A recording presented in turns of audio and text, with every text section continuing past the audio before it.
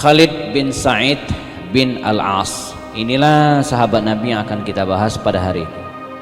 Khalid bin Sa'id bin Al-As, ya, seorang sahabat Nabi yang kalau dilihat dari namanya, ya, ini adalah nama pasaran, ya, nama yang digunakan oleh banyak para sahabat pada waktu itu, walaupun yang terkenal Khalid bin Walid.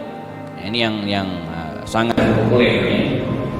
Nah, sahabat Nabi ini Khalid bin Sa'id bin As ini, ya, barangkali bisa disebutkan yang paling menonjol dan mungkin tidak dimiliki dan tidak dilakukan oleh orang lain, oleh sahabat lain, adalah bahwa dialah yang menjadi wali nikah jamaah, ya. Saya akan mulai dari sini, ya. Wali nikah salah seorang istri Rasulullah, ya. Jadi di antara sekian istri Nabi itu ada yang namanya Ramlah bintu Abi Sufyan, ya. Ramlah bint Abi Sufyan, anaknya Abu Sufyan bin Harb, yang dikenal dengan Ummu Habibah, ya. Dan spirit pernikahan Nabi dengan Ummu Habibah ini juga menarik kalau kita telah, karena Ummu Habibah ini adalah putri dari Abu Sufyan bin Harb. Abu Sufyan waktu itu musuh utama kaum muslimin, ya. Kita pernah bahas dia yang menjadi panglima perang Uhud di pihak kafir Quraisy, menjadi panglima perang juga dalam perang Khandaq di pihak kafir Quraisy, dan beberapa kali juga pernah nyewa orang untuk membunuh Rasulullah SAW, ya, Abu Sufyan ini, ya. Nah, ini anaknya jamaah, ya. Salah seorang anaknya ada yang namanya Ramlah bintu Abu Sufyan, oleh Nabi dinikahi, ya. Dan praktis dalam catatan sejarah, begitu Rasulullah menikah dengan Ramlah binti Abu Sufyan ini, anaknya Abu Sufyan ini, praktis perlawanan dari Abu Sufyan itu pelan-pelan mengendor, dan puncaknya dia masuk Islam sebelum Fathu Makkah. Walaupun banyak faktor yang lain yang menyebabkannya, tapi paling tidak ini salah satu motifnya, ya, motif pernikahan Nabi, ya, melunakkan hati musuh dengan cara menikahi anaknya, yaitu Ramlah binti Abu Sufyan. Nah, kala itu Ramlah ini atau Ummu Habibah panggilannya, karena anaknya namanya Habibah, saat itu berada di Habasyah, Ethiopia. Berada di Ethiopia. Datanglah surat Nabi dari Madinah Al-Munawwarah ke Ethiopia. Waktu itu Nabi sudah hijrah ke Madinah. Ada dua surat Rasulullah, ya. Pertama, surat ditujukan kepada Raja An-Najasyi, ya, penguasa Habasyah, Ethiopia pada waktu itu. Yang kedua, surat Nabi yang isinya Nabi melamar Ummu Habibah ini untuk dijadikan sebagai istri. Yang waktu itu Ummu Habibah ini janda, ditinggal wafat oleh suaminya yang murtad, dan kemudian meninggal dunia dalam keadaan murtad suaminya, ya. Diterima oleh Ummu Habibah, ya. Cuman masalahnya adalah jarak mereka terpisah jauh. Nabi di Madinah, sementara Ummu Habibah ini ada di Habasyah. Maka terjadilah jamaah, teman-teman sekalian, akad nikah jarak jauh.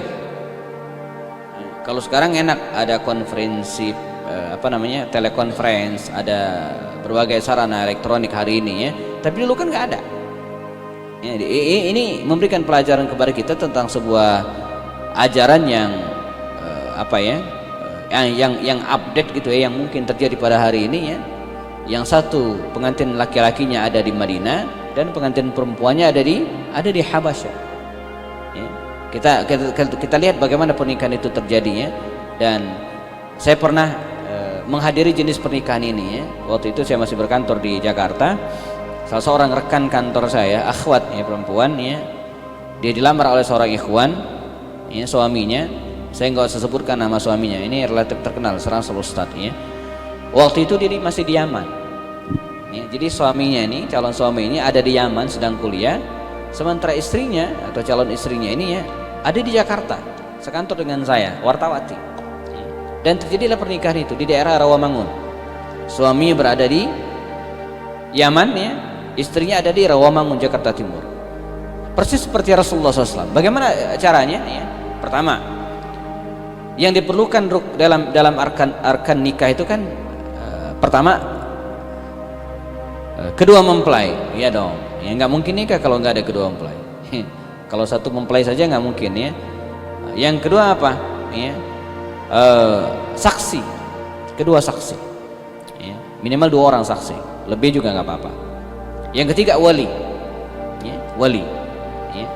Nah yang berikutnya adalah ijab kabul atau yang di dalamnya ada mahar. Kan udah itu aja. Ya. Jadi penghulu itu nggak ada. Penghulu itu bukan rukun nikah.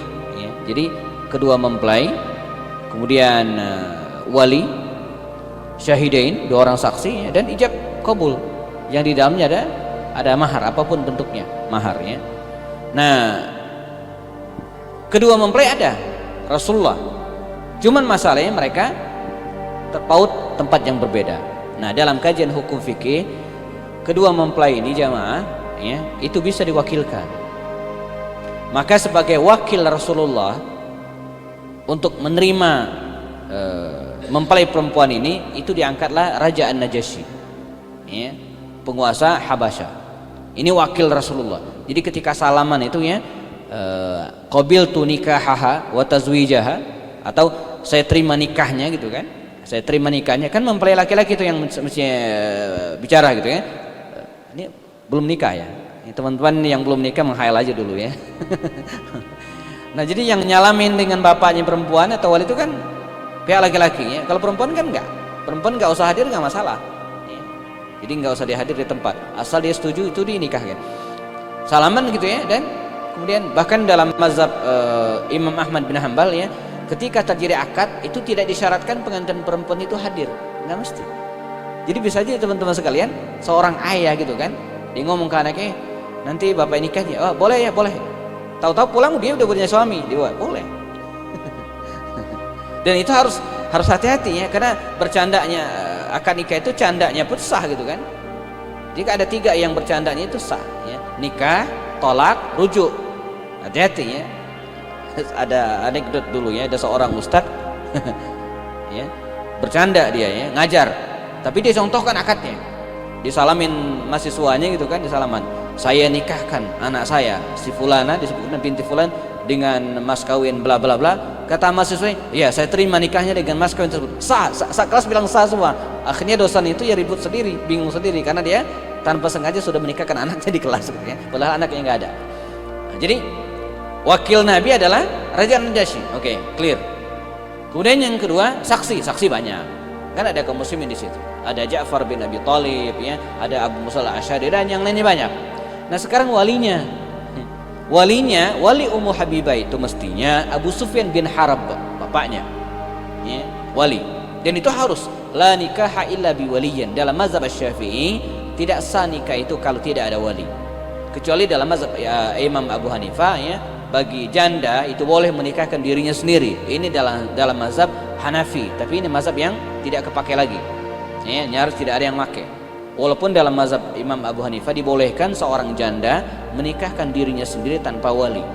Di tahun 90-an ini pernah terjadi, seorang ulama terkenal, ustadz ya, dinikahin janda nggak ada walinya.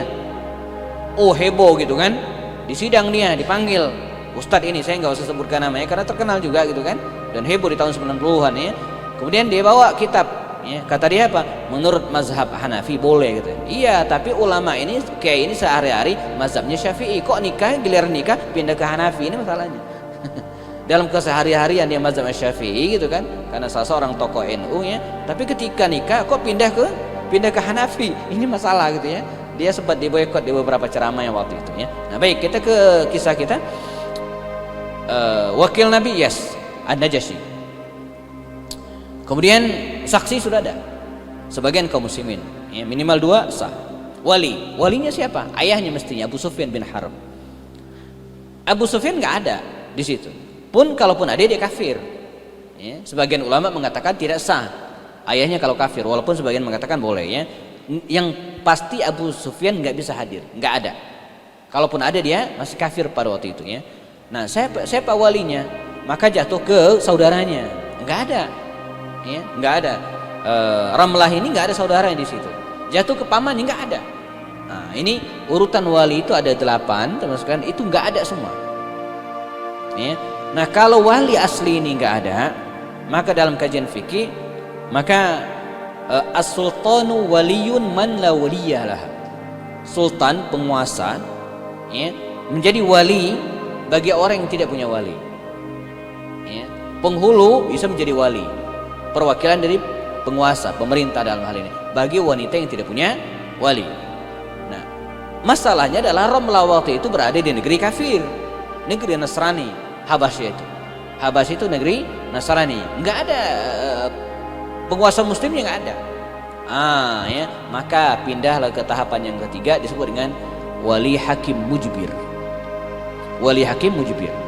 Ya, jadi kalau teman sekalian suatu saat ke luar negeri, Jerman atau kemana gitu kan, ketemu akhwat, pengen dinikahin gitu kan, tapi ini akhwat nggak ada saudara, ayahnya entah kemana gitu, dia merantau juga gitu kan, atau mungkin bule di tempat gitu ya, nggak ada saudara dan seterusnya, maka walinya adalah wali hakim.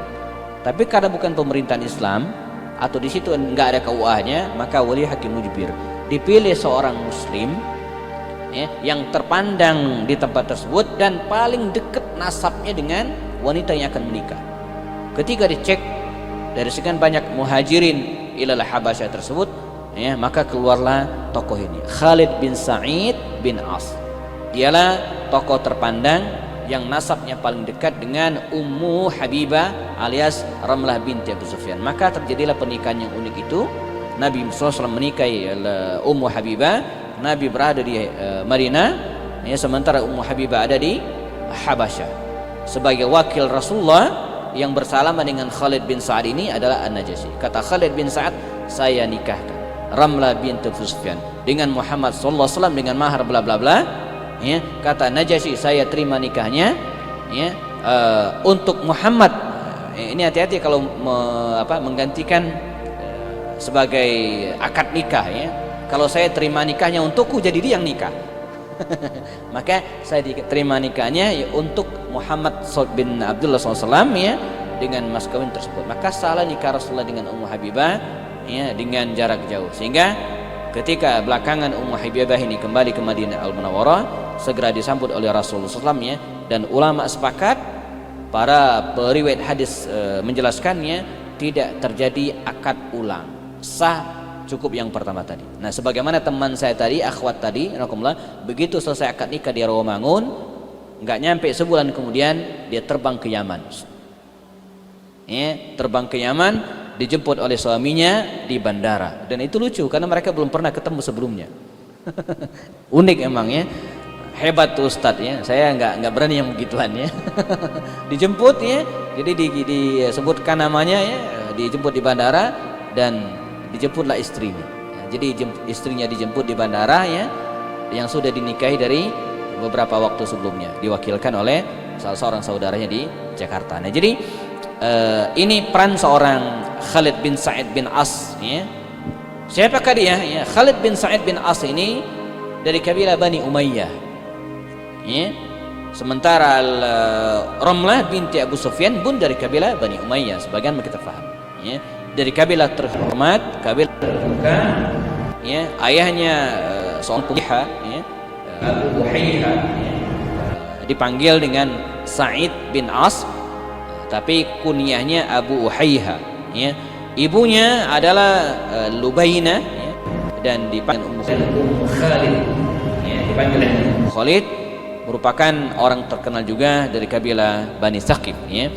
Jadi Khalid bin Sa'id ini dari kalangan terhormat dari kabilah Bani Umayyah. Saya pernah jelaskan di Quraisy itu, kalaulah Quraisy itu pohon besar, maka di bawahnya ada cabang-cabang. Ada Bani Umayyah, ada Bani Makhzum, ada Bani Hashim, ada Bani Adi, ada Bani Taimi, ada Bani Saham dan seterusnya. Ada 10 paling tidak kabilah terkenal di Quraisy. Bagaimana dia masuk Islam? Ya, ini kita bicara tentang hidayah, jamaah. Khalid bin Sa'id bin As ini masuk Islam di awal-awal dakwah, ketika Rasul masih menjadikan dakwanya secara sirian, diam-diam, ya. Jadi dakwah Nabi itu periode awal dilakukan siriyatan, diam-diam, 3 tahun namanya. Tidak ada expose, tidak dipublish, door to door, antar personal, ya. Ini yang membedakan dakwah Nabi dengan nabi-nabi sebelumnya. Kalau nabi-nabi sebelumnya begitu ada para wahyu langsung dipublish, langsung dideklarasikan. Kalau bahasa hari ini ya, Nabi enggak. Selama 3 tahun Nabi menyembunyikan dakwahnya, sirriyatan, didakwai istrinya, anak-anaknya, lalu kemudian siapa lagi, sepupunya Ali bin Abi Thalib ya, sampai hampir 40 orang mereka masuk Islam semuanya secara diam-diam. Nah, di antara mereka yang masuk Islam pada fase ini adalah Khalid bin Sa'id bin As. Bagaimana kisahnya?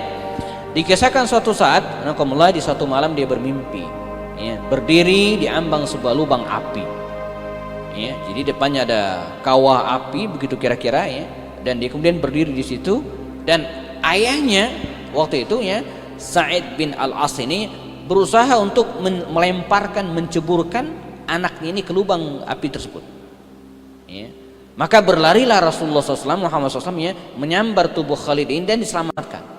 Ini kisah mimpi dari Khalid bin Sa'id ini. Siang harinya dikisahkanlah cerita ini kepada Abu Bakar As-Siddiq. Kata Abu Bakar As-Siddiq, ya Khalid, ya, itu artinya Anda sedang berada dalam suatu masalah ya, di ambang sebuah musibah besar ya, yang disebabkan oleh ayah Anda ya, tetapi Muhammad SAW menyelamatkan. Ketahuilah bahwa lalu Abu Bakar Siddiq segera menyampaikan tentang Islam, tentang wahyu, tentang Al-Quran, dan akhirnya Khalid bin Sa'id bin Al-As ini akhirnya memeluk Islam. Nah, maka dari sekian banyak tokoh para sahabat Nabi waktu itu ya, Khalid bin Abu Bakar Siddiq lah di antara orang yang paling banyak merekrut. Karena itu para ulama sepakat afdhalus sahabati ba'da Rasul gitu kan. Sahabat Nabi yang paling afdal setelah Rasulullah itu Abu Bakar Siddiq, tidak bisa ditandingi.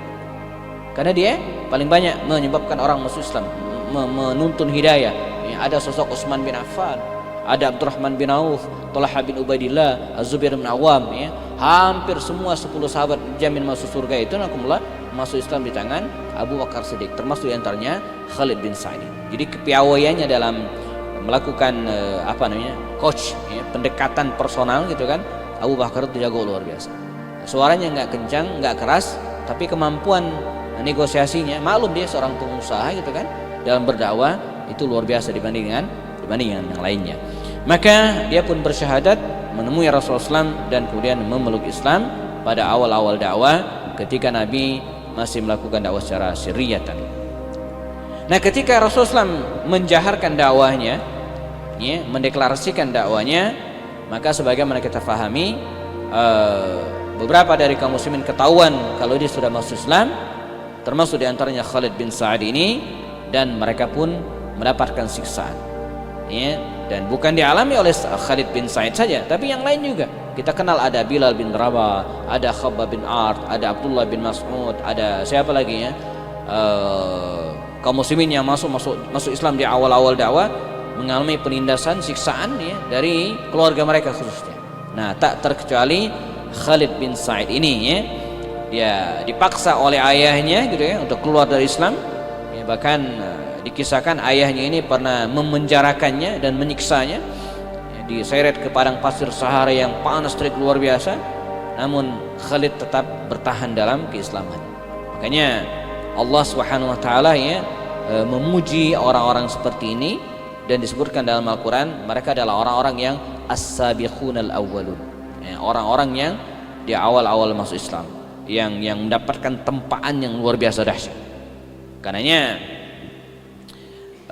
para sahabat Nabi itu jamaah teman-teman sekalian, fihi tabaqat, ada tingkatan-tingkatan keutamaannya. Yang paling utama adalah Abu Bakar Siddiq. Grade kedua Khulafur Rasyidin, Abu Bakar, Umar, Utsman dan Ali. Grade berikutnya 10 sahabat yang jamin masuk surga. Berikutnya mereka yang masuk Islam di awal-awal dakwah era Syria. Berikutnya lagi ya, mereka yang hijrah ke Habasyah. Berikutnya lagi mereka yang hijrah ke Madinah. Terus. Nah, jadi beda antara orang yang masuk Islam di awal dakwah dengan orang yang masuk Islam belakangan, itu beda. Khalid bin Walid lagi-lagi kita skip sedikit ya. Khalid itu siapa yang nggak kenal? Ya, perannya luar biasa. Tetapi kalau ketemu Umar, ketemu Abu Ubaidah ibn Jarrah, ketemu Utsman bin Affan, dia begini. Ini bukan masalah senioritas usia, tapi senioritas dalam beragama. dengan sangat tawadhu Khalid itu ketika bertemu dengan Abu Ubaidah bin Jarrah mengatakan, ya Aba Ubaidah, wahai Abu Ubaidah, anta akbaru minni sinnan wa asbaqu minni islaman. Wahai Abu Ubaidah, saya ini tidak ada apa-apanya, anda lebih tua dari saya, dan wa asbaqu minni islaman, lebih dulu masuk Islam. Hormat Khalid. Mengapa? Karena Khalid itu masuk Islam di belakangan. Abu Sufyan bin Harb itu siapa yang nggak kenal? Tokoh Quraisy, jago berbisnis, kaya raya, ahli dalam mengatur strategi perang. Tapi dia tahu diri. Karena mengapa? Karena dia masuk Islam belakangan. Ketika suatu saat dia pengen menghadap ke Umar, waktu Umar jadi khalifah, dia sudah nunggu tuh, udah ngantri ya, kayak pasien gitu ya, ke klinik gitu ya, udah ngantri. Dia datang lebih awal, tapi kemudian datang yang lain, ada Abdullah bin Mas'ud, ada Khabib, orang-orang yang secara strata ekonomi orang rendahan. Tapi dipanggil Umar lebih dulu. Dia mau protes awalnya, tapi akhirnya dia sadar. Kenapa? Mereka lebih mulia dari saya. Walaupun secara status sosial mereka lebih rendah, ya, bahkan status mereka itu sedikit di atas budak, sementara Abu Sufyan orang yang dari kalangan bangsawan gitu kan.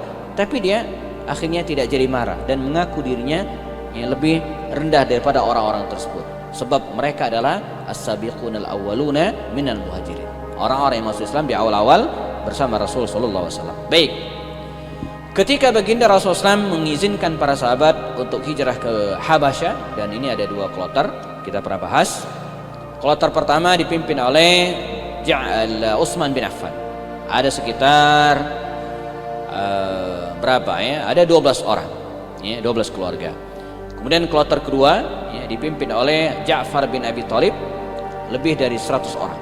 Nah, Khalid bin Sa'id ini ya, masuk dalam kloter yang kedua. Dia berangkat dengan semua keluarganya menuju ke Habasyah, dan tinggal di Habasyah itu agak lama, sampai hampir 10 tahun namanya ya, hampir 10 tahun berada di Habasyah, dan dia pulang ke Madinah Al-Munawwarah setelah perang Khaybar selesai ya. Jadi dia cukup lama berada di Habasyah tersebut, dan ini yang saya ceritakan tadi, ketika beliau berada di Habasyah ini dia menjadi wali nikah Ummu Habibah ya. Selama berada di sana dia sempat menjadi wali nikah ya, wali Ummu Habibah untuk menikah dengan Rasul sallallahu alaihi wasallam. Di Habasyah ini rahimakumullah, mereka tinggal di bawah naungan Raja An-Najasyi yang Nasrani ya, dan dia disebut oleh Rasul sebagai Al-Malik ya, seorang raja yang adil, la yuzlamu indahu ahad ya. Jadi makanya dalam kondisi tertentu ya, seorang muslim itu boleh meminta perlindungan kepada non muslim tapi yang adil. Ingat ya, dalam kondisi darurat ya. Kalau tidak ya nggak boleh ya. Tidak boleh mengangkat pemimpin dari kalangan non muslim, itu nggak boleh ya.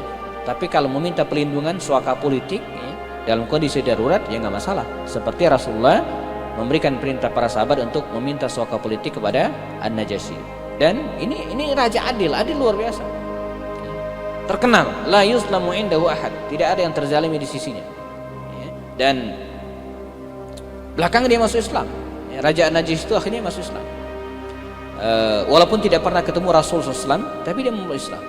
Karena itu para ulama menggolongkan Najasyi itu sebagai tabi'in, bukan sahabat Rasulullah.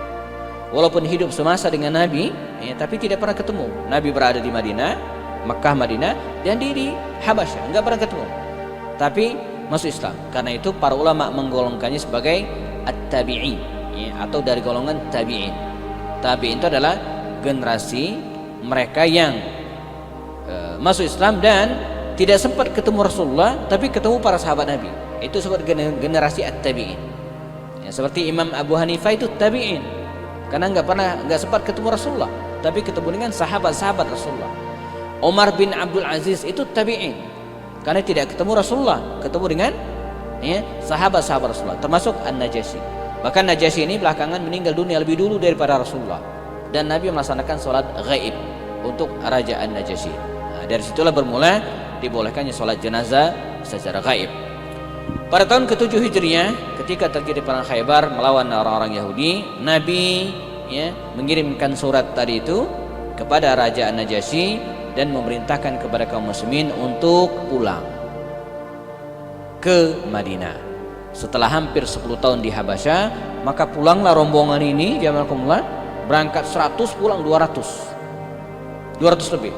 Mengapa? Karena sudah beranak pinak. 10 tahun berada di Habasyah. Pulanglah mereka, ya, termasuk diantaranya Ja'far bin Abi Thalib. Kapan mereka pulang? Selepas Rasulullah membebaskan atau menaklukkan Khaybar. Maka ketika pasukan kaum muslimin ini datang, ya, dipeluklah oleh Rasulullah, ya, maka dengan gembira Rasul mengatakan, la adri li ayyihima ana usar, bi fathi Khaybar am bi qudumi Ja'far. Nah, demikian ucapan Rasul. La adri, saya nggak tahu, kata Rasul. Li ayyihima ana usar, saya hari ini senang banget, kata Rasul. Saya nggak tahu penyebabnya apa. Bi fathi Khaybar, karena kemenangan perang Khaybar ini, am bi qudumi Ja'far, atau karena kedatangan Ja'far dan kawan-kawan. Jadi Nabi senang banget, luar biasa, ya, atas kepulangan kaum muslimin bergabung ke Madinah Al-Munawwarah. Ketika mereka tiba di Madinah Al-Munawwarah, maka mereka segera bergabung dengan kaum muslimin. Dan tercatat dalam sejarah juga jamaah, Khalid bin Sa'id ini sebagai juru tulis Rasulullah, ya, sebagai katib Rasulullah, bukan hanya penulis wahyu, tapi penulis surat-surat Rasulullah. Kan ketika berada di Madinah, ya, Nabi kan sering mengirimkan surat ke berbagai raja. Di antara penulis surat-surat Rasulullah itu adalah Khalid bin Sa'id bin Asim. Dia ini menunjukkan bahwa dia sebagai orang yang dekat dengan Rasulullah, dan dikatakan oleh anaknya muridkan, orang yang pertama kali menulis Bismillahirrahmanirrahim di masa Islam, di masa Rasulullah, itu adalah Khalid bin Sa'id. Saya ingat teka-teki, ya, Ustadz dulu ketika di pesantren, siapakah sahabat Nabi yang pertama kali menuliskan Bismillahirrahmanirrahim? Dia adalah Khalid bin Sa'id bin Al-As. Kalau orang yang pertama kali menulis Bismillahirrahmanirrahim dalam sejarah manusia, itu adalah Nabi Sulaiman, ya. Karena Nabi Sulaiman dulu ketika menulis surat kepada Bilqis, ditulis Bismillahirrahmanirrahim. Maka kata Bilqis apa? Innahu min Sulaimana wa innahu bismillahirrahmanirrahim. Ya, terdapat dalam surat An-Naml ayat 29 kalau tidak salah. Nanti dicek lagi di sebelah kanan bagian tengah kalau mushaf saya, ya. Surat An-Naml.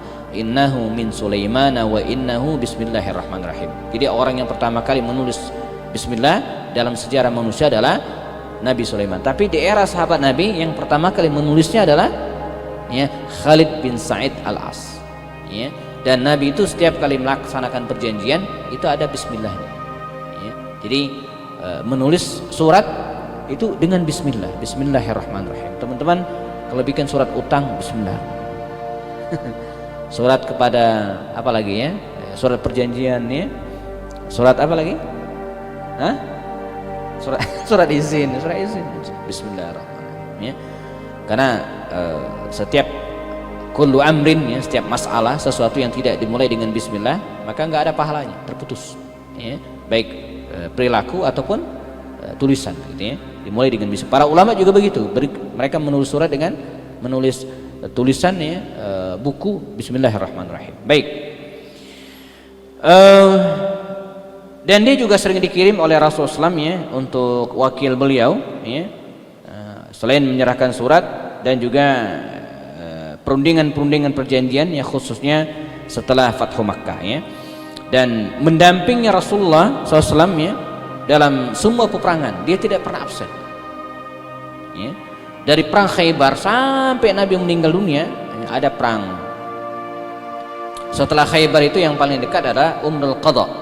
Umrah Qadha itu adalah umrah pertama Rasulullah ke Madinah, yang kemudian pengganti dari Umrah Hudaybiyah tahun ke-7 Hijriah. Dia ikut, ya. Kemudian setahun berikutnya ada Fathu Makkah, dia ikut. Ada perang Hunain, perang Taif, dan perang Tabuk, dia ikut. Semua ikut. Dia pernah absen bersama Rasulullah SAW. Sampai kemudian ketika Nabi meninggal dunia waktu itu, jelang Nabi meninggal dunia, maka Nabi mengirimkan beliau ini, ya, ke Yaman, ya, dikirimkan ke Yaman untuk menjadi wakil Rasulullah memungut zakat, ya, sebagai pemungut zakat bagi kaum muslimin yang tinggal di daerah Yaman dan sekitarnya, ya. Sehingga ketika Nabi meninggal dunia jamaah ya, Khalid bin Sa'id ini masih berada di Yaman dan masih menjadi petugas Rasul sallallahu alaihi wasallam. Karena itu ketika Nabi wafat, dia buru-buru pulang dari Yaman ke Madinah Al-Munawwarah. Sementara kaum muslimin ya sudah sepakat mengangkat Abu Bakar As-Siddiq sebagai khalifah. Nah, dia telat ya. Bahkan dalam literatur Syiah ya, mereka mengatakan di antara sekian sahabat Nabi yang tidak membaiat Abu Bakar As-Siddiq sebagai khalifah itu adalah Khalid bin Sa'id. Tidak membaiat Abu Bakar As-Siddiq ya, yang lain membaiat. Nah, kalau versi mereka demikian, tapi sebenarnya apa?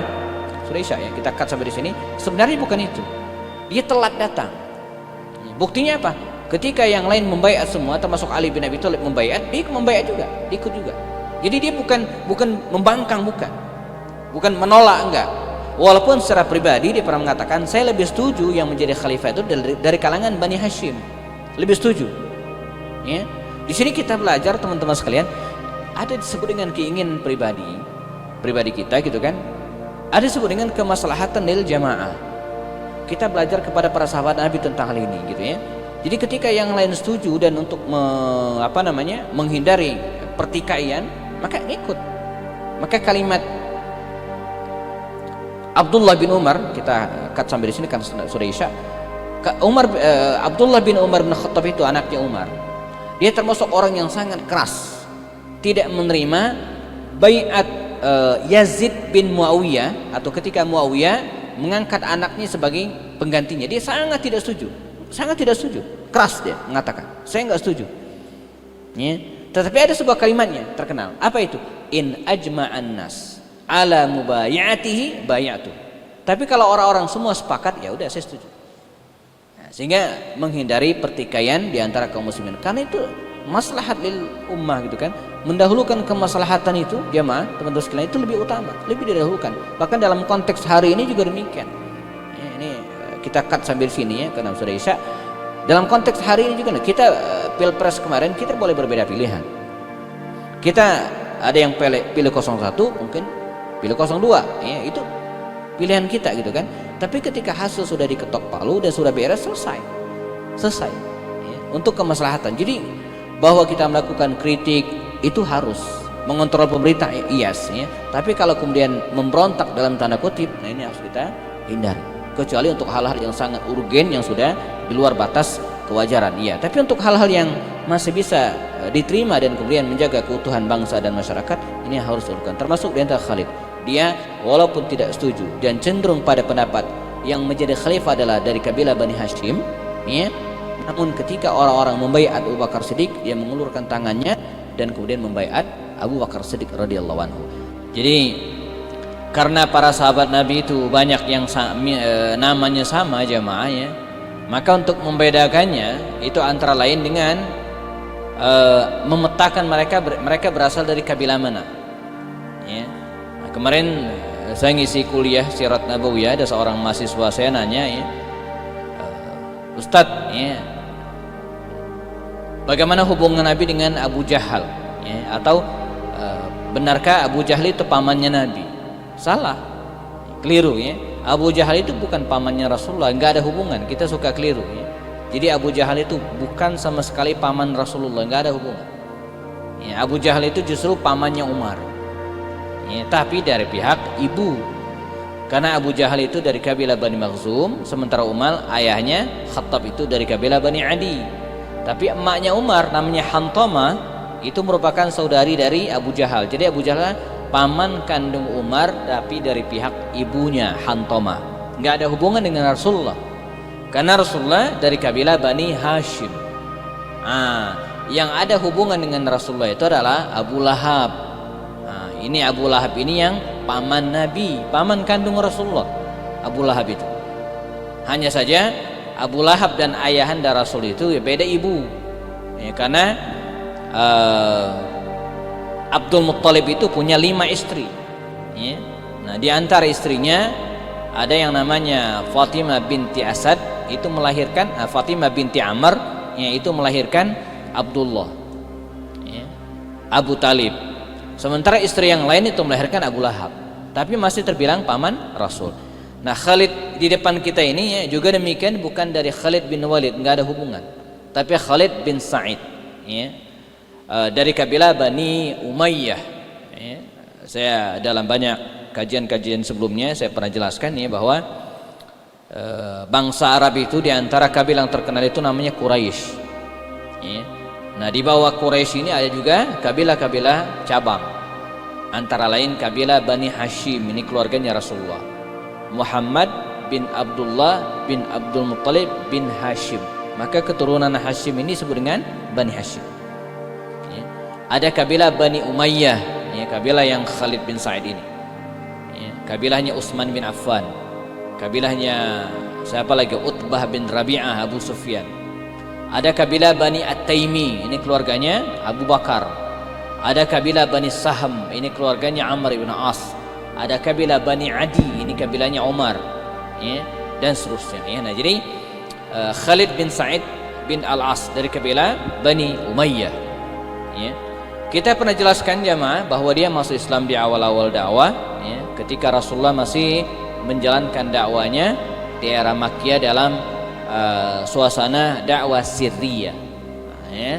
Sekedar mereview ingatan bahwa ketika dapat wahyu ya, Nabi itu nggak langsung dipublish ya, nggak langsung diumumkan. Ini bedanya dengan nabi-nabi sebelumnya, umpetin dulu tuh ya. Nabi ngasih tahu beberapa orang dekatnya, dikasih tahu istrinya ya, sepupunya Ali ya, anak angkatnya Zaid bin Haritha ya, lalu kemudian Abu Bakar Siddiq, dan dakwah pun dilakukan secara diam-diam. Ini juga bagian dari metode dakwah Rasulullah SAW ya. Tahapan-tahapan dakwah Nabi dilakukan secara sirriyatan, diam-diam ya, sebab kalau dipublish langsung dihabisin ya.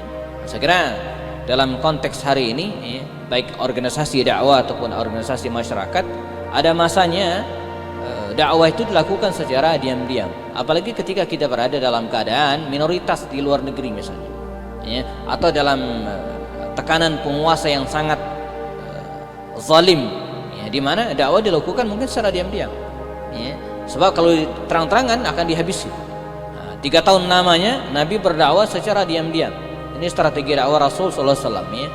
Nah, setelah itu nakumullah, ketika Nabi menjaharkan ya, mempublikasikan dakwanya, saya pernah jelaskan efeknya 2. Islam jadi tersebar kemana-mana, semua orang tahu. Kemudian tapi yang kedua, sebagian sahabat Nabi mengalami tekanan-tekanan. Itu risiko ya. Jadi efeknya bisa positif ya, Islam jadi tersebar, apalagi setelah Umar masuk Islam ya, tidak ada orang yang nggak tahu tentang dakwah Nabi di Mekkah waktu itu ya, tahu semua setelah Umar masuk Islam ya. Maka kata Khalid bin Walid ketika Umar masuk Islam itu, asbahat Makkatu ghaira Makkata qablaha, Mekkah ini berubah, tidak seperti Mekkah sebelumnya ya. Nah, karena mendapatkan tekanan ya, maka baginda Rasul SAW mengizinkan kepada para sahabat ini jamaah rakumullah untuk hijrah ke Habasyah ya, untuk hijrah ke Ethiopia, ke Afrika. Jadi Habasyah itu sebuah negeri tua ya, konon didirikan di era pemerintahan 2 atau 3 generasi setelah Nabi Sulaiman alaihissalam di Afrika ya. Hari ini berbatasan dengan Sudan ya, dengan negara apa lagi ya, negara Afrika ya, Afrika Tengah ya, Sudan, Uganda, apa lagi Pak teman-teman ingat yang berbatasan dengan Ethiopia hari ini, agak ke bawah sedikit itu ada negara kecil namanya Eritrea ya, yang kulitnya hitam-hitam semua tuh ya. Nah, hijrahlah kaum muslimin ke situ ya, melakukan perjalanan darat menuju Jeddah, melakukan pelayaran laut, dan kemudian nyebrang. Kan Jazirah Arab begitu nyebrang itu enggak bisa di laut daratan, mesti nyebrang. Maka mereka disebut dengan ashabus safina ya. Ashab as-safina, pemilik atau pengarung lautan samudera melewati kapal, pemilik kapal, ashabus safina. Maka di antara orang yang berangkat ke Habasyah ini adalah Khalid bin Sa'id. Maka berangkatlah dia ke Habasyah. Kita pernah jelaskan pada pertemuan sebelumnya. Dia tinggal di Habasyah ini agak lama jemaah, dari tahun 6 kenabian ya, sampai tahun ke-7 Hijriah. 6 ke 13 itu berapa tuh? 7 tambah 7 sekitar 14 tahun ya, luar biasa ya. Jadi ditinggal di Habasyah Ethiopia ini ya 14 tahun ya. Maka beberapa orang yang tinggal di Habasyah ini ya, itu sempat diledeki oleh kaum muslimin. Ada seorang sahabiat ya, namanya Asma binti Umais. Asma binti Umais, istrinya Ja'far bin Abi Thalib yang menjadi kepala rombongan kaum muslimin hijrah ke Habasyah. Begitu pulang ke Madinah, kata Umar bin Khattab meledek Asma binti Umais ini. Ya. Anda ya, Makkiyah atau Habasyiyah. Ente ini orang Mekah atau orang Habasyah? Saking lamanya dia gitu. Saking lamanya ya. Sama kayak orang Padang ya tinggal di Sunda. Lama kelamaan jadi orang Sunda. Saya lama kelamaan logat saya jadi logat Sunda gitu ya. Ada emahnya ya. Maka anak saya itu bingung dia. Abi, kita ini orang mana? Saya jawab aja orang Islam ya. Karena dia bingung ya. Bapaknya orang Palembang, emaknya orang Jawa, lahirnya di Bogor ya. Nggak tahu tuh orang mana tuh ya. Nah jadi saking lamanya mereka karakter dan kultur Habasyah itu mendarah daging dalam diri mereka. Ya. Nah ketika berada di Habasyah ini, kita juga pernah jelaskan pada kajian pekan lalu ya, dia menjadi walinya Rasulullah. Ketika Nabi meminang Ummu Habibah, ya, istri dari anak dari Abu Sufyan yang hijrah ke Habasyah, muslimah, suaminya meninggal, maka Nabi melamar Ummu Habibah ini dan terjadilah pernikahan jarak jauh. Pernah kita tuntaskan dalam pertemuan sebelumnya. Nabi menikah dengan Ummu Habibah ini jarak jauh. Nabi di Madinah, Ummu Habibah ada di Habasyah. Nah walinya jamaah, walinya itu Khalid bin Sa'id ini. Ya, Khalid bin Sa'id ini menjadi walinya ya. Nah setelah berdiam diri di sana sekitar 13 atau 14 tahun ya, maka Nabi mengundang mereka ya, kembali lagi ke Madinah Al-Munawwarah. Nah, sampai di sini kisah kita kemarin. Maka kembalilah dia bersama dengan sekitar 200. Berangkat 100, pulang 200. Karena 14 tahun sudah beranak pinak tuh ya.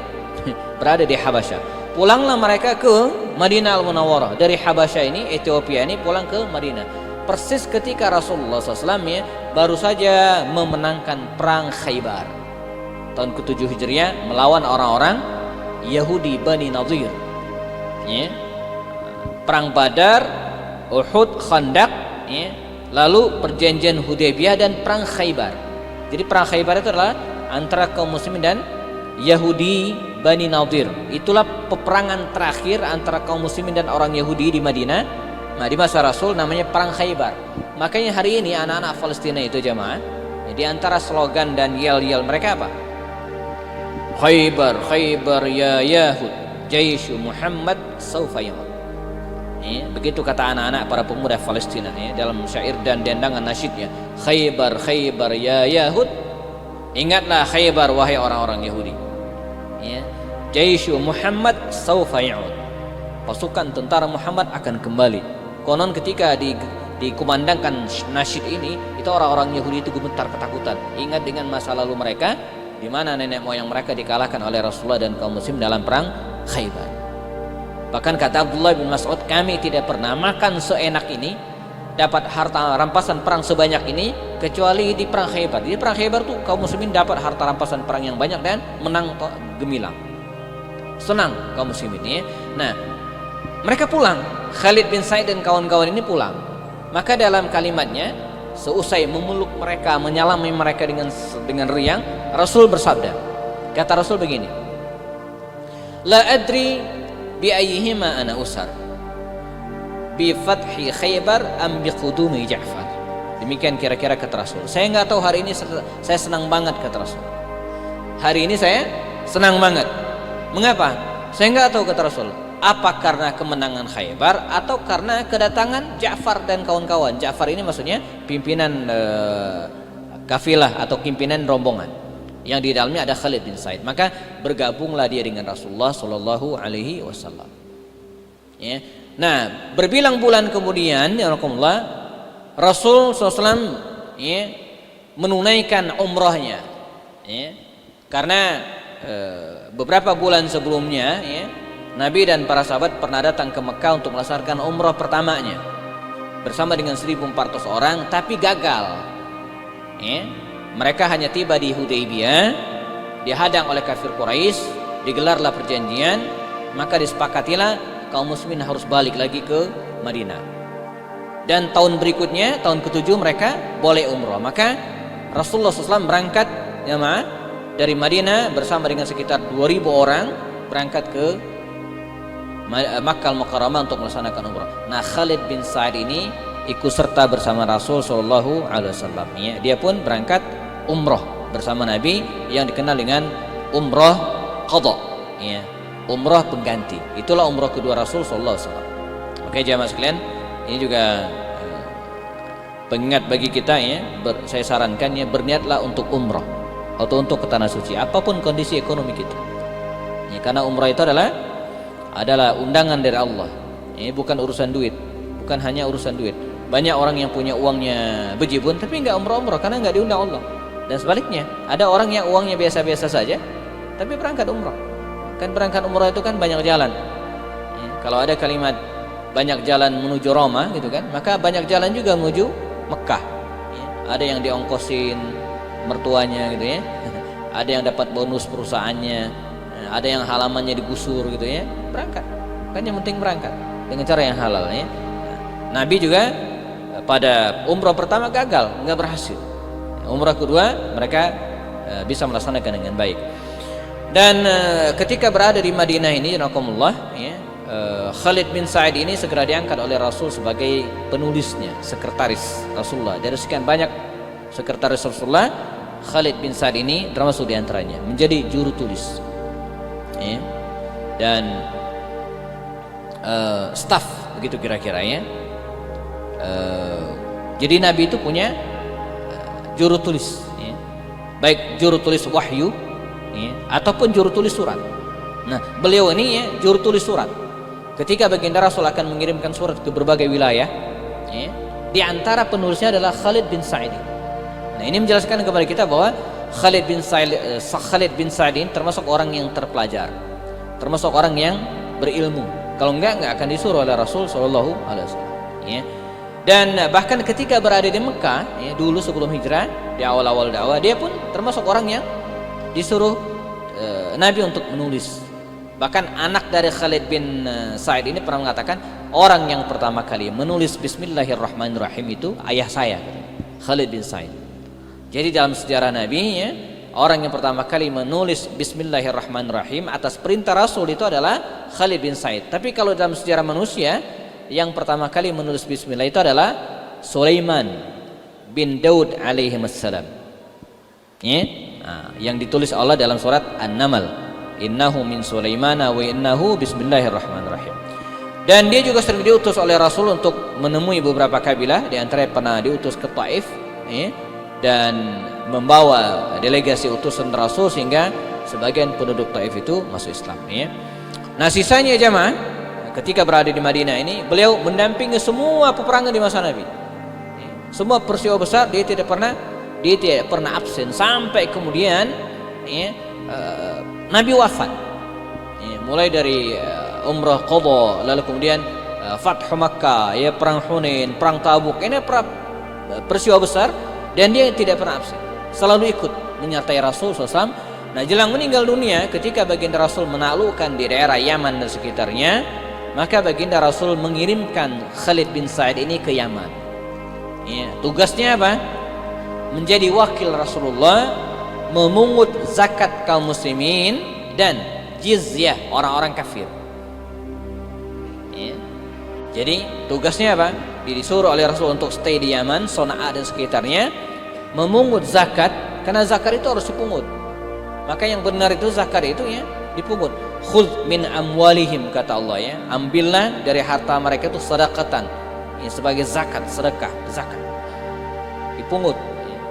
Jadi enggak nunggu orang bayar zakat, tapi dipungut, dipaksa dalam tanda kutip. Di masa Abu Bakar Siddiq itu dipaksa ya, karena itu tutahiruhum, bisa mensucikan harta ya, dan ada hak. Jadi wa fi amwalihim haqqun lis-sa'il wal mahrum. Dalam harta orang-orang kaya itu ada hak orang-orang fakir, ya, baik orang-orang yang meminta-minta atau orang yang enggak meminta-minta tapi mereka punya hak. Ini pelajaran bagi kita jemaah, ya. Jadi keluarkan ya uang kita, ya. Kita bukan tinggal di negara full syariat Islam sehingga tidak ada yang memaksa, tapi kita harus paksa diri kita. Bila perlu seperti kita, dan ini yang saya lakukan, ya. Saya ada jamaah, ada organisasi, ya, yang saya ikuti, tugas diantaranya apa? Ya, mengingatkan untuk selalu membayar zakat, infak dan sedekah. Saya bilang jangan lupa, ingatkan, ya, tagih. Harus begitu, kalau enggak bablas. Bila perlu, ya, auto debat, dipungut langsung. Jangan sampai kelewat, ya. Akhir bulan, ya, atau kapan kita sepakati, diingatkan. Dan alhamdulillah, ya, saya ada yang mengingatkan terus, ya, dan langsung transfer, lalu kemudian dan bagusnya zakat itu, ya, sebagian besar disalurkan kepada lembaga amil zakat agar pendistribusiannya proporsional dan lebih adil. Ya, sebab kalau disalurkan sendiri boleh sah-sah saja, ya, tapi tidak terdistribusi dengan adil. Ya, bisa numpuk di sini. Ya, padahal dalam zakat itu ada milik 8 asnaf, ada milik orang fakir, milik orang miskin, ya, milik fisabilillah, dan mereka punya hak. Nah, dia diperintahkan oleh Rasul, ditugaskan oleh Rasul, ya, untuk tinggal di Yaman dan memungut zakat serta jizyah, pajak orang-orang yang kafir. Ya, sampai kemudian Nabi meninggal dunia. Saya beberapa hal kita loncati jamaah.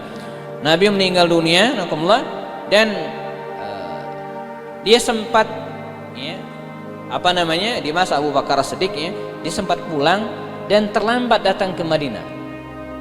Jadi ketika dia pulang, ya, Nabi sudah meninggal dunia dan kaum muslimin sudah dipimpin oleh Khalifah Abu Bakar As-Siddiq. Ya.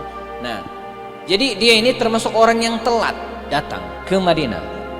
Bahkan dalam literatur orang-orang Syiah, saya sempat baca, ya, Khalid bin Sa'id ini termasuk orang yang enggan, ya, membaiat Abu Bakar, tidak mau membaiat Abu Bakar. Tapi setelah saya teliti, ternyata dia bukan enggan awalnya, ya, dia punya prinsip begini. Menurut saya, katanya, yang berhak menjadi khalifah setelah Rasulullah itu adalah dari kabilah Bani Hashim, keluarganya Rasulullah. Itu yang kemudian menyebabkan dia awalnya tidak mau membaiat Rasulullah. Tapi ketika dilihat Ali bin Abi Thalib membaiat Rasulullah dan semua Bani Hashim membaiat Rasulullah, maka dia ikut juga. Ini pelajaran menarik bagi kita yang mungkin pernah saya singgung sebelumnya, jamaah. Bagaimana kepentingan maslahat umum itu harus kita utamakan walaupun kita enggak setuju. Jadi dalam sebuah komunitas masyarakat, dalam sebuah jamaah misalnya, atau mungkin organisasi, ya, kita boleh debat, kita boleh menyatakan ketidaksetujuan, ya, tapi ketika rapat dan diputuskan begini, maka kita harus ikut. Itu adab dalam berjamaah. Ya. Kalau sudah diputuskan masih menggerutu di belakang, itu tidak termasuk adab. Apalagi sampai kemudian inzilak, gitu kan, kemudian keluar, enggak. Itu bukan adab berjamaah, ya. Jadi maka dalam seni rapat itu ada disebut dengan mengelola ketidaksetujuan. Nah, ketika kita tidak setuju dalam suatu pendapat, yes, ya, boleh, sah, ya, tapi begitu diputuskan maka ngikut. Persis seperti Umar bin Khattab, ya, ketika dia tidak setuju memerangi orang-orang yang tidak mau bayar zakat, ya, tapi mau sholat, dia nggak setuju. Tapi ketika Abu Bakar memutuskan, blok, selesai. Persis seperti Umar bin Khattab ketika Abu Bakar As-Siddiq mengangkat Khalid bin Walid sebagai panglima. Umar enggak setuju. Dia setuju Abu Ubaidah bin Jarrah. Ya. Tapi dia enggak berontak, enggak, santai aja. Dan jalankan apa adanya. Karena taat kepada pemimpin itu penting, ya. Dalam hal fil ma'ruf, dalam hal yang ma'ruf harusnya. Tapi ketika Abu Bakar As-Siddiq meninggal, dia punya wewenang hak dipecat Khalid diganti dengan Abu Ubaidah sebagaimana setelah dia berkuasa. Ya, nah baik, kita kembali ke tema kita, jemaah. Kita belajar dari Khalid bin Sa'id ini, jemaah, walaupun dia tidak setuju awalnya, bukan karena Abu Bakar, bukan karena sosok Abu Bakar. Ini bukan dendam pribadi, bukan masalah personal, enggak. Dia hanya menginginkan bahwa selepas Rasulullah wafat, yang menjadi pemimpin adalah kabilah Bani Hashim. Sementara Abu Bakar dari kabilah Bani At-Taimi. Tapi karena semua sepakat, dia membaiat Abu Bakar Siddiq. Enggak ada dendam pribadi. Kita lanjut. Nah, Pada masa pemerintah Abu Bakar Siddiq, ya, 2 PR Abu Bakar: memerangi orang yang murtad, membangkang dan tidak mau bayar zakat. Kemudian yang kedua, Abu Bakar mulai melebarkan sayap dakwahnya. Maka dia kirimlah utusan-utusan, ya, pasukan-pasukan perang ke wilayah Syam khususnya. Mengapa ke wilayah Syam? Karena wilayah ini relatif, ya, sudah mereka kuasai secara geografis, ya, karena kaum muslimin juga dulunya banyak yang berbisnis kemari, ya, dan ditunjuklah Khalid bin Sa'id ini sebagai panglima perang, salah seorang panglima perang ditunjuk oleh Abu Bakar. Ini menunjukkan bahwa tidak ada dendam di antara mereka. Namun atas usul Umar bin Khattab radhiyallahu anhu, ya, diskusi dengan Umar, akhirnya itu dicabut. Tidak jadi Khalid bin Sa'id yang diangkat, ya. Digantikan dengan orang lain, ya, digantikan dengan Syurahbil bin Hasan, ya. Maka dipanggillah, ini adabnya jemaah, ya. Begitu diberhentikan nggak jadi, Abu Bakar nggak diam-diam nggak dipanggil Khalid itu. Ini gentleman dalam sebuah sistem pemerintahan dan kepemimpinan, dipanggil, dikasih tahu, ya. Saya, kata Abu Bakar, tidak jadi mengangkat Anda, ya, dan diangkatlah ini susu. Ya. Nah sekarang Anda ada 2 pilihan, ya. Anda pengen berangkat berjihad bersama dengan Syurahbil bin Hasanah atau dengan Amr bin As yang masih terbilang ponakan, ya. Kata dia apa? Ibnu ammi ahabbu ilayya fi qarabati. Anak pamanku, maksudnya Amr bin As, ya, itu lebih aku sukai karena hubungan kekerabatan.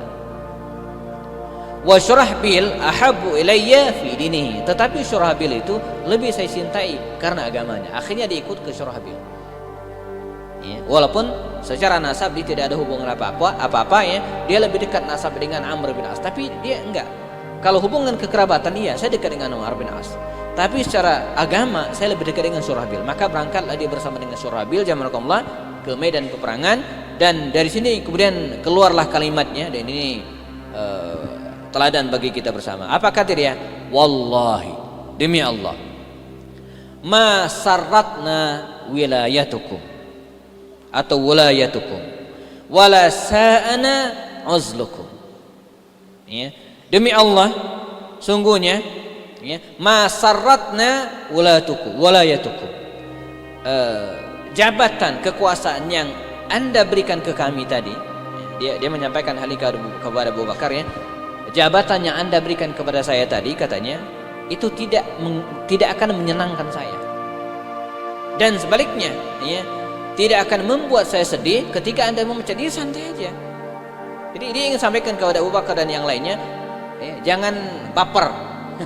Jadi gara-gara saya tidak jadi berangkat jadi panglima dan jadi staf biasa, jadi tentara biasa, jangan diambil hati, jangan baper, santai aja, ya. Sungguhnya ketika saya diangkat jadi pejabat itu, ini tidak akan membuat saya senang, dan sebaliknya ketika saya dimundurkan, ini tidak akan membuat saya sedih. Jadi nggak ada urusan dengan jabatan. Begitu para sahabat menyikapi jabatannya, Pak. Persis seperti kalimat Khalid ketika dipecat oleh Umar. Kata dia apa? La ujahidu li ajli Umar, walakinni ujahidu li ajli Rabbi Umar. Saya berperang bukan karena Umar, nggak ada urusan dengan Umar, ya. Walakinni ujahidu li ajli Umar, li ajli Rabbi Umar. Saya berjihad karena Tuhannya Umar.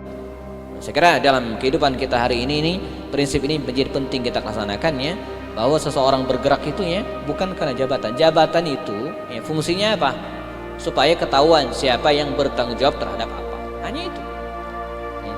Mengapa harus ada jabatan dan penugasan? Supaya ketahuan ini tanggung jawabnya, ini hanya berbagi tugas saja, lebih dari itu enggak. Maka tengoklah para sahabat Nabi itu, walaupun tidak jadi apa-apa, tidak ada yang berpengaruh, enggak ada yang ngambak pundung, enggak ada, ya. Termasuk diantaranya beliaunya Khalid bin Sa'id. Maka berangkatlah dia, kita percepat saja, teman. Nah, ke wilayah Syam, ya, dalam pasukan kaum muslimin dipimpin oleh Syurahbil bin Amr, ya. Dan ketika dia tiba masuk ke wilayah Syam itu jamaah, wilayah yang tergolong hari ini 4 negara: Palestina, Yordania, Lebanon, dan Suriah. Dulu satu wilayah, namanya wilayah Syam. Wilayah ini ditaklukkan oleh kaum muslimin di masa pemerintahan masa pemerintahan Umar bin Khattab. Ya. Jadi ketika Abu Bakar As-Siddiq meninggal dunia, maka Umar segera meneruskan ekspansi dakwah ini, ya. Dan secara besar-besaran.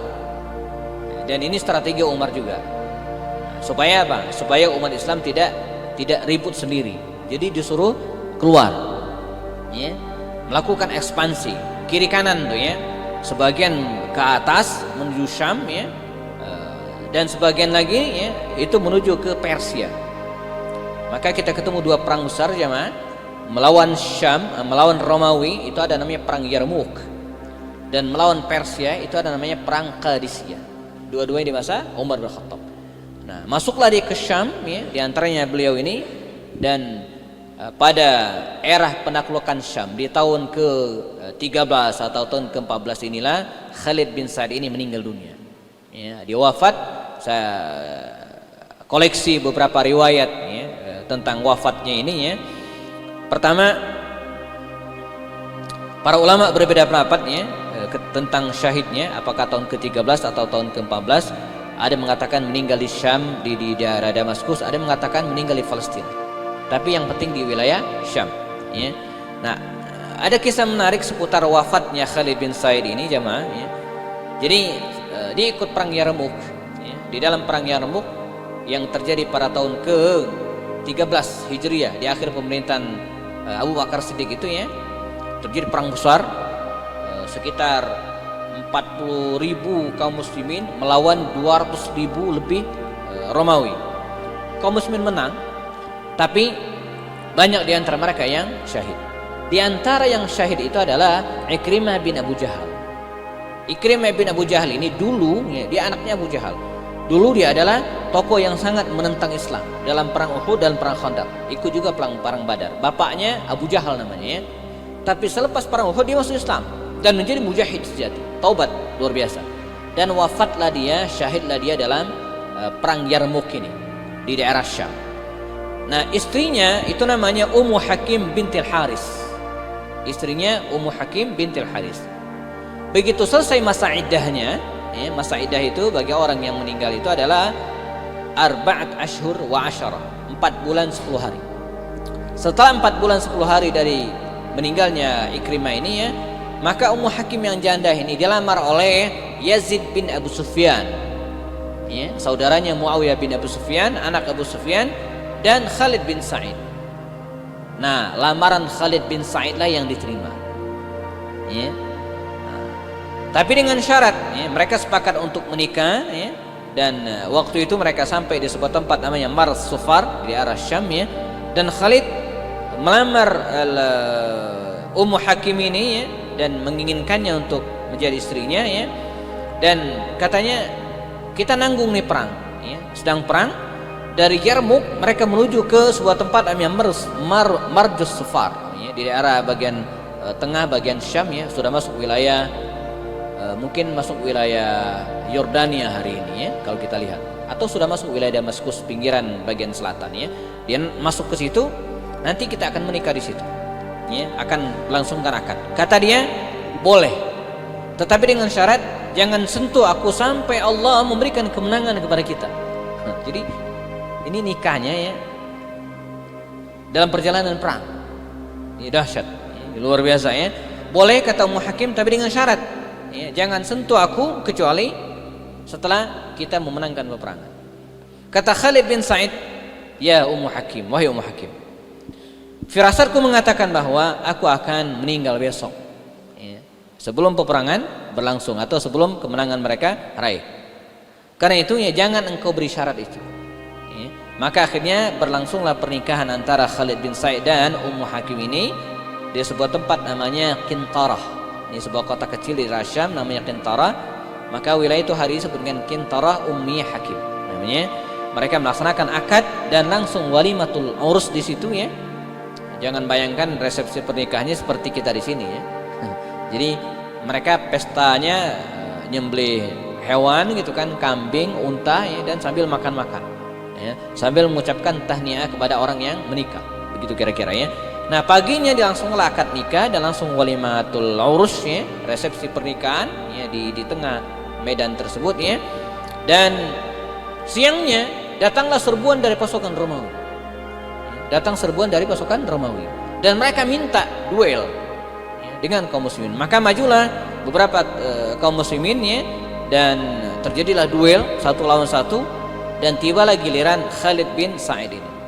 Tibalah giliran Khalid bin Sa'id, dia maju menyerang musuh dan kedua tentara antara pasukan Romawi dan Khalid bin Sa'id bertempur, dan pada perkelahian ya, duel itu, mubarazah itu, Khalid bin Sa'id ini meninggal dunia. Ya, ini terjadi pada tahun ke-13 atau 14 Hijriah dan akhirnya dia pun syahid. Ya, syahid di medan peperangan, syahid dalam waktu pengantin baru gitu ya, baru saja laksanakan akad nikah ya, syahid di tengah-tengah perang yang sedang berkecamuk ya, atau jelang perang berkecamuk, di mana akhirnya kaum muslim berhasil menaklukkan musuh dan terus naik ke atas sampai kemudian kaum muslim menguasai daerah Damaskus. Itu terjadi di masa pemerintahan Sayyidina Umar bin Khattab radhiyallahu anhu.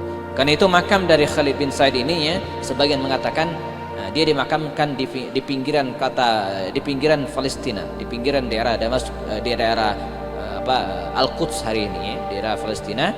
Di situ ditemukan banyak sekali makam para sahabat Nabi ya, karena dulunya wilayah tersebut masuk wilayah Syam. Ada ribuan para sahabat jemaah yang meninggal di Syam dan dimakamkan di tempat tersebut. Yang paling banyak itu dimakamkan di daerah Damaskus ya, bagian utara wilayah Syam. Di situ ada Khalid bin Walid, ada Bilal bin Rabah, ada Suhail bin Ammar, ada Ubaidah, ada ribuan sahabat Nabi dimakamkan ya. Sayangnya makam-makam tersebut hari ini ya, hampir sebagian ada yang rusak gitu ya, karena perang terus hari ini di Suriah ya, dan bahkan sebagian terbongkar jenazahnya. Ada kisah ya dari beberapa orang yang pernah ke sana ya, akibat bom yang luar biasa ya, sampai beberapa makam itu terbongkar. Dan uniknya begitu terbongkar ya, jenazah itu masih utuh ya. Nah, itulah jenazah para syuhada dulu ya. Jadi sudah berlangsung 1440 tahun yang lalu, tapi jenazahnya masih utuh. Demikian Allah Subhanahu wa taala memelihara jenazah, jasad orang-orang soleh ya, orang-orang yang dicintai oleh Allah Subhanahu wa taala. Nah, kita cut sampai di sini jemaah, sudah masuk waktu Isya. Kita selesaikan kisah tentang Khalid bin Sa'id ya. Bagi jemaah yang rada kurang nyambung dengan kisahnya ya, bisa balik lagi ke pertemuan sebelumnya. Dan acara kita ini direkam oleh Masjid Alumni ya, dan kemudian Kalam TV. Teman-teman bisa cek hasil rekamannya di YouTube ya, di Kalam TV. Ingat jangan lupa ya, share, like, and subscribe. Nah, ini kayak YouTuber aja ya. Baik, kita cukupkan jemaah. 7 menit lagi kita akan qomat melaksanakan sholat isya berjamaah. Bagi yang belum sudah batal wudunya, silakan berwudu ulang. Jazakumullah khairal jaza. Kita berkahikan dengan kafarat majlis. Subhanakallahumma bihamdika asyhadu an la ilaha illa anta astaghfiruka wa atubu ilaik. Kita ketemu lagi pada pertemuan depan insyaallah. Assalamualaikum warahmatullahi wabarakatuh.